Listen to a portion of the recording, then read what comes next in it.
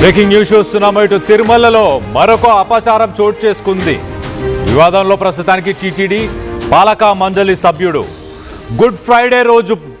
Good Friday ప్రార్థనల్లో పాల్గొన్నట్టు తెలుస్తుంది. ఆ TTD సభ్యుడు దర్శన్ తనతో పాటు తన ఫ్యామిలీ మెంబర్స్ని కూడా గుడ్ ఫ్రైడే సెలబ్రేషన్స్కి తీసుకెళ్ళినట్టు. ఇటు కర్ణాటక పాలక మండలి నుంచి ప్రాతినిధ్యం వహిస్తున్నాడు దర్శన్.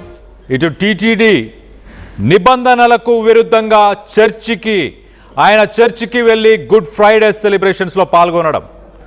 గతంలో మనం చూస్తే ఇటు అన్య మత ఉద్యోగులను తొలగిస్తూ టీటీడీ కీలక నిర్ణయం తీసుకుంది. టీటీడీ సభ్యుడి కుటుంబం ఇప్పుడు క్రైస్తవ ప్రార్థనల పైన వాళ్ళు ఆ చర్చ్ అటెండ్ అవ్వడం, వీటన్నిటిపైన ప్రస్తుతానికి హిందూ సంఘాలన్నీ కూడా మండిపడుతున్నాయి. ఇటు తిరుమల ప్రతిష్టకు భంగం కలిగిస్తున్నారని ఆగ్రహం వ్యక్తపరుస్తున్నారు. ఇటు దర్శన్ని టీటీడీ సభ్యత్వానికి రాజీనామా చేయాలని కూడా డిమాండ్ చేస్తున్నారు. ఇటు దర్శన్ ఫ్యామిలీకి సంబంధించిన ఫొటోస్ని రైట్ సైడ్ బాక్స్లో మనం చూడొచ్చు. చర్చ్లో ప్రార్థనలు అటెండ్ అవుతూ గుడ్ ఫ్రైడే సెలబ్రేషన్స్ని కూడా గుడ్ ఫ్రైడే రోజు ఇటు మొత్తానికి అయితే చర్చ్ అటెండ్ అయిన ఆ ఫొటోస్ని ప్రస్తుతానికి వాటిపైన హిందూ సంఘాలన్నీ మండిపడుతున్నాయి. ఇటు తిరుమలకున్న శాంక్టిటీ, ఆ ప్యూరిటీ, వాటిని దృష్టిలో పెట్టుకొని గతంలో అన్య మతస్థులు ఎవరైతే టీటీడీలో ఉన్నారో వాళ్ళందరినీ కూడా ఇటు తొలగించిన తర్వాత మరి ఇలాంటి చర్యలని తప్పుపడుతున్నారు ఇటు హిందూ సంఘాలు అలాగే భక్తులు. దీనికి సంబంధించి మరింత అప్డేట్ తీసుకునే ప్రయత్నం చేద్దాం. ఇటు మా ప్రతినిధి సురేష్ అందుబాటులో ఉన్నారు. సురేష్తో మాట్లాడి తెలుసుకునే ప్రయత్నం చేద్దాం. సురేష్, చెప్పండి, హిందూ సంఘాలు ఏమంటున్నాయి? టీటీడీ కూడా దీనిపైన యాక్షన్ తీసుకునే అవకాశం ఏమైనా ఉందా? అసలు ఆ వ్యక్తి ఎప్పటి నుంచి ఎప్పటిదాకా అతనికి ఆ సభ్యత్వం ఉంది? ఏదైతే కర్ణాటక రాష్ట్రానికి చెందినటువంటి దర్శన్ టీటీడీ పాలక మండలి సభ్యుడిగా ఉన్నాడు. అయితే ఈయన కుటుంబం చెందినటువంటి ఫ్యామిలీ అంతా కూడా చర్చిలో ఏదైతే ప్రార్థనలో పాల్గొన్నటువంటి ఆ ఫోటోలు కావచ్చు, దానికి సంబంధించినటువంటి కొన్ని వీడియోస్ బయట రావడంతో తీవ్ర స్థాయిలో విమర్శలు అయితే వెలుగుతున్నాయని చెప్పాలి. ఇంకా హిందూ సంఘ నేతలు అయితే ఇప్పటికే ఈ యొక్క అంశం మీద ఏదైతే అన్నమత ప్రచారం నిర్వహిస్తున్నటువంటి ఉద్యోగస్తులు కావచ్చు, అక్కడ ఉన్నటువంటి వారి మీద కఠిన చర్యలు తీసుకోవాలంటూ కూడా వాళ్ళు డిమాండ్ చేస్తున్నటువంటి పరిస్థితి ఉంది. అయితే టీటీడీ కూడా ఇప్పటికే పలు ఏదైతే అన్య మతస్థులకు సంబంధించినటువంటి వారు ఉద్యోగంలో ఉన్నారు, వాళ్ళంతా గుర్తించి వాళ్ళ మీద చర్యలు తీసుకునే దిశగా కూడా టీటీడీ వ్యవహరిస్తున్నటువంటి నేపథ్యంలో బోర్డు మెంబర్ గా ఉన్నటువంటి వ్యక్తి తన కుటుంబ సభ్యులు ఈ రకంగా పాల్గొనడం పట్ల మాత్రం హిందూ సంఘాల నేతలంతా కూడా తీవ్ర స్థాయిలో విమర్శిస్తున్నటువంటి పరిస్థితి ఉంది.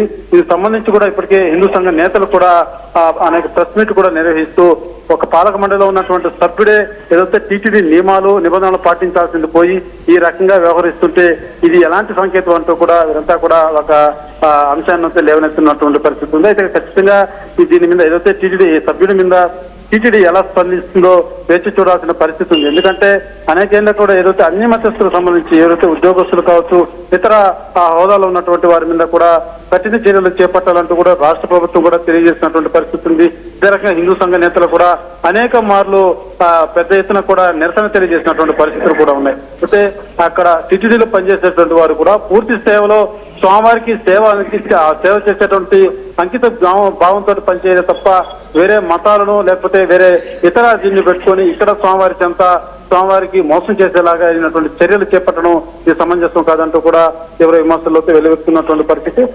గతం నుంచి కూడా ఇప్పటికే ఏదైతే కొంత అనేక మంది అన్ని మతస్థులు ఉన్నటువంటి ఉద్యోగస్తులను కూడా గుర్తించినటువంటి టీటీడీ సస్పెండ్ చేయడం, మిగిలినటువంటి వారి మీద కూడా చర్యలు తీసుకునేటువంటి పరిస్థితులు కూడా కనబడుతున్నాయి.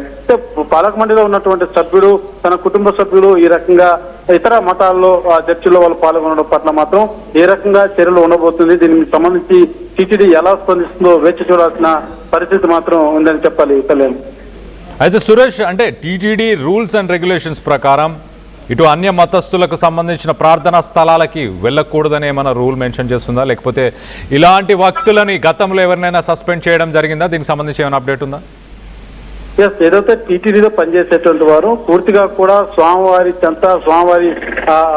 స్వామివారి సేవని అంకిత భావంతో పనిచేసినటువంటి నియమం అన్నది తన ఖచ్చితంగా ఉందని చెప్పాలి.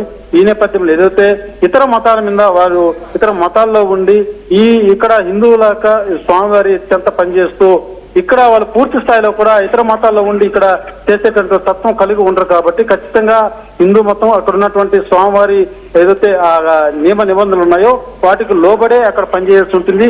ఆ యొక్క నియమాలకు అనుగుణంగా కూడా వ్యవహరించాల్సినటువంటి పరిస్థితి ఉంటుంది. అటు కాని పక్షంలో ఏదైతే వారికి అటువంటి సేవ చేసేటువంటి వాళ్ళకు లేని ఇంట్రెస్ట్ లేని సందర్భం కావచ్చు, లేకపోతే మనస్ఫూర్తిగా స్వామివారి సేవ చేసేటువంటి గుణం లేనప్పుడు ఖచ్చితంగా వాళ్ళు ఆ యొక్క దీని నుంచి కూడా రిజైన్ చేసి వాళ్ళకి ఏదైతే నచ్చిన మతం వాళ్ళకి వెళ్ళిపోయేదానికి ఇది ఉంటుంది. కానీ ఇక వేరే మతాల మీద వారికి ఇంట్రెస్ట్ ఉండి ఇక్కడ స్వామివారి చేత ఇక్కడ పనిచేస్తూ స్వామివారి జీతం తీసుకుంటూ లేకపోతే స్వామివారి సేవలు తరిస్తూ స్వామివారి యొక్క అన్నింటినీ కూడా వ్యవహరిస్తూ ఇతర మతాలు బోధించే ఇతర మతాల్లో మాత్రం ప్రార్థనలు కావచ్చు, చర్చల్లో కావచ్చు, ఇలాంటి వాటిలో పాల్గొనడం మాత్రం తీవ్ర అభ్యంతరం వ్యక్తం. దానికి తగిన చర్యలు కూడా ఉంటాయని చెప్పాలి. ఎందుకంటే ఇక్కడ పనిచేయాలంటే కేవలం హిందూ మతం ఉండాలి. అదే రకంగా స్వామివారిని పూర్తి స్థాయిలో కూడా స్వామివారి సేవలు చేసే విధంగా మాత్రమే ఉండాలి తప్ప వేరే ఇతర మతాలు కొలిచేటువంటి పరిస్థితి ఉన్నది కాబట్టి దీని మీద చర్యలు తీసుకునే పరిస్థితి మాత్రం ఉంటుందనేసి కూడా భావించాలి.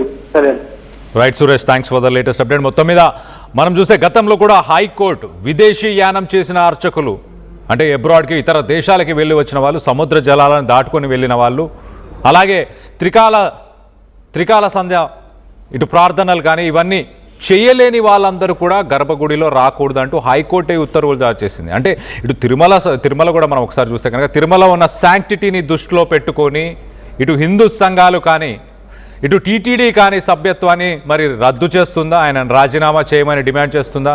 ఈ దర్శన్ అనే వ్యక్తి అన్య మతస్థులకు సంబంధించిన ప్రార్థనా స్థలాలకి వెళ్ళడం, అక్కడ ఆయన గుడ్ ఫ్రైడే రోజు చర్చిలో దిగిన ఫొటోస్ ఇవన్నీ కూడా ప్రస్తుతానికి సోషల్ మీడియాలో వైరల్ అవుతున్నాయి. దీనికి సంబంధించి మీరేమనుకుంటున్నారు? తిరుమల లాంటి ఒక ప్లేస్కి, ఒక శాంక్టిటీ ఉన్న ప్లేస్కి, ఒక ప్యూరిటీ ఉన్న ప్లేస్కి, అలాంటి ఒక దైవ సన్నిధిలో పాలక మండలిలో పనిచేసే వ్యక్తి మరి ఇలాంటి చర్యలకు చేపడితే ఆయన పైన ఎలాంటి చర్యలు తీసుకోవాలి?